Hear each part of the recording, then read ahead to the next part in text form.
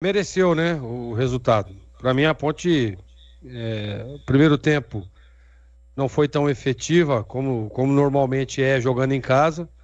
Mas aquilo que eu sempre digo, né, do números, estatísticas, isso aí, cara, não vale, não vale. O que vale é a bola na rede. O que vale é acertar um chute como acertou o Inocêncio. E foi o que ele fez. Fez uma pancada lá de fora da área, lá o goleirão deu uma vacilada, né? Quis adivinhar ali, na hora da curva ele tentou voltar, não conseguiu. Então a Ponte, para mim, mereceu o resultado, buscou até o final.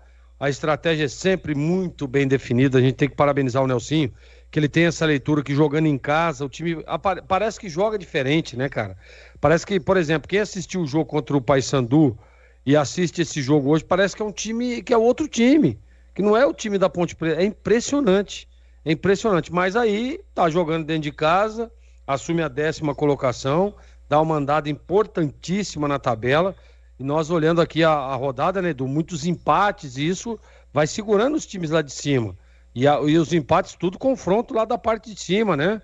O América empatou, o Operário empatou com o Novo Horizontino, né? O Avaí, o Sport empatou. Então, assim, é importante, soma 3 pontos, dá uma andada legal na tabela, vai encostando. Você falou agora, né? Tá 4 pontos do G4, olha pra você ver. Importantíssimo isso, importantíssimo. Agora, eu não vou ficar aqui falando que o Nelsinho precisa descobrir um jeito de jogar fora de casa. O cara é experiente, né?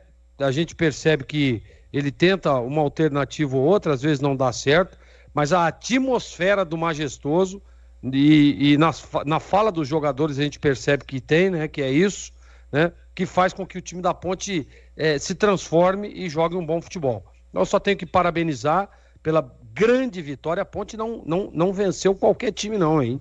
Venceu o time do Vila Nova, que até então é vice-líder da competição e faz uma belíssima Série B. Então, parabéns a todos os envolvidos. E repetindo, Edu, na minha opinião, a Ponte mereceu o resultado. Fez por onde, buscou, concentrada, bola parada, 2 golaços e, sem dúvida nenhuma, coroou essa grande vitória com esses belíssimos gols, viu, Edu?